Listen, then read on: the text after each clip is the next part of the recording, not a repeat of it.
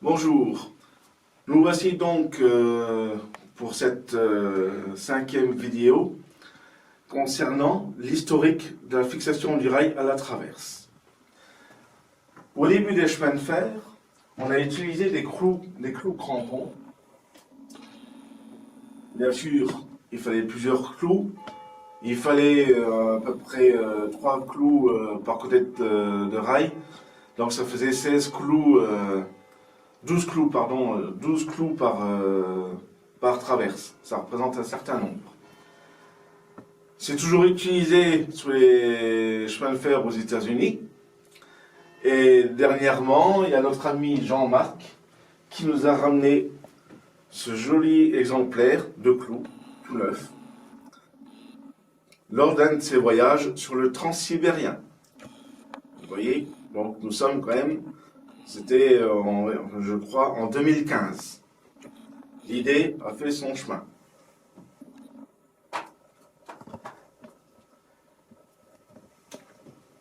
Mais comme on le sait bien, un clou, il a une tenue très limitée par rapport à une vis, que en France et en Europe en général, on l'a vite abandonné au profit de la grosse vis qu'on appelle le tire-fond. Il y a une particularité historique, ici, pour les trois, là. Et vous voyez bien que les tire-fonds sont pointus. Après la guerre de 1914-1918, le réseau ferroviaire a été fortement endommagé du côté des anciennes frontières et essentiellement tout le réseau du Nord. Une guerre, ça appauvrit, et par mesure d'économie, l'emploi des traverses de chaîne n'a plus été utilisé, mais on a pris du sapin ou du pin. Les Américains nous ont donné un coup de main à remonter le réseau, et traditionnel à leur méthode, ils ont continué et ils ont enfoncé les tire-fonds directement à la masse, d'où leur côté pointu. Mais les Français, nous on a tenu à ce qu'il y ait un filetage, parce que ça permettait d'avoir un entretien plus aisé que le simple clou.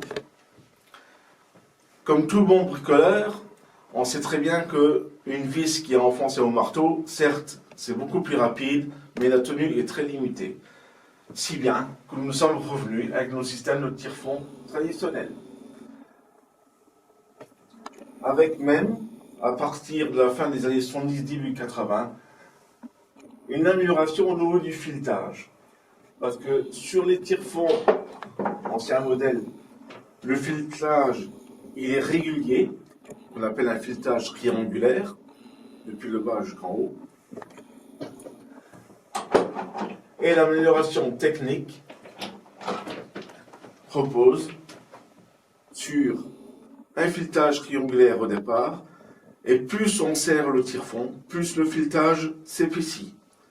C'est ce qu'on appelle les filets variables.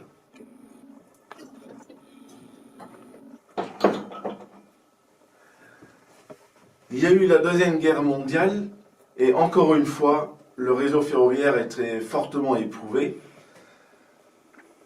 Il fallait le remonter rapidement pour la nécessité même du pays. Bien sûr, on s'était dit il faut qu'on emploie un autre système que les traverses en bois, quelque chose qui soit beaucoup plus durable et forcément moins coûteux en entretien. Donc on a utilisé à partir de 1947 les traverses en béton armé à très grande échelle. Pour tenir le rail en place, on utilise des boulons à canne. Alors les traverses en béton, dans les traverses en béton, on pose le rail dessus.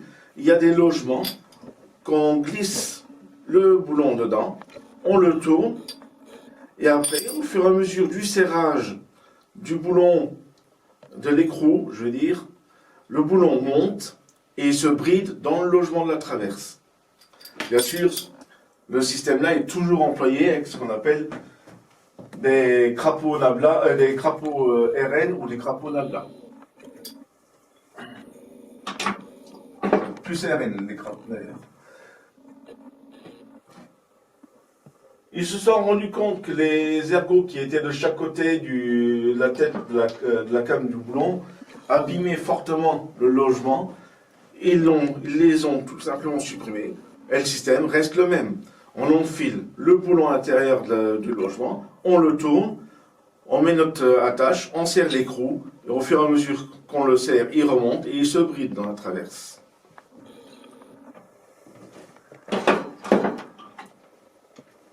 Ensuite, on s'est dit, mais pourquoi pas faire un système universel en employant, que ce soit sur les traverses béton comme les traverses en bois, le système de tire-fond avec une tête carrée.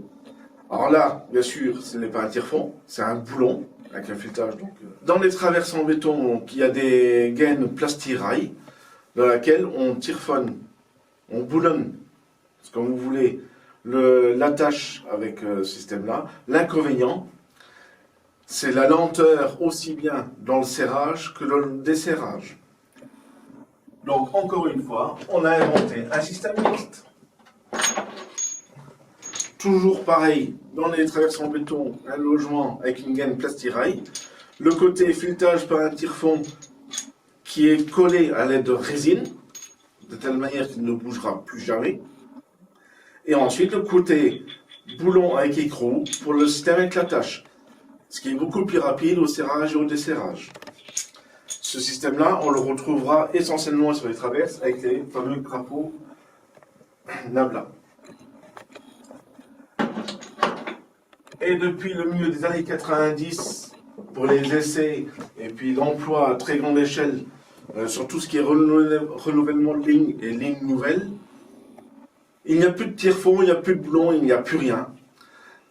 La selle où repose le rail dessus, elle est assemblée dans l'armature lors du coulage des traverses en béton. À la pose, le système qu'on appelle les face clips sont enfoncés et les deux ergots qui reposent sur les selles brident l'attache et le rail en même temps.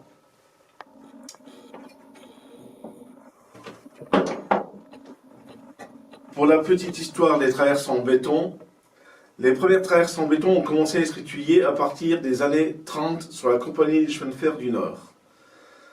Il y a eu la Deuxième Guerre mondiale, comme je l'ai dit, donc les études ont été un peu ralenties.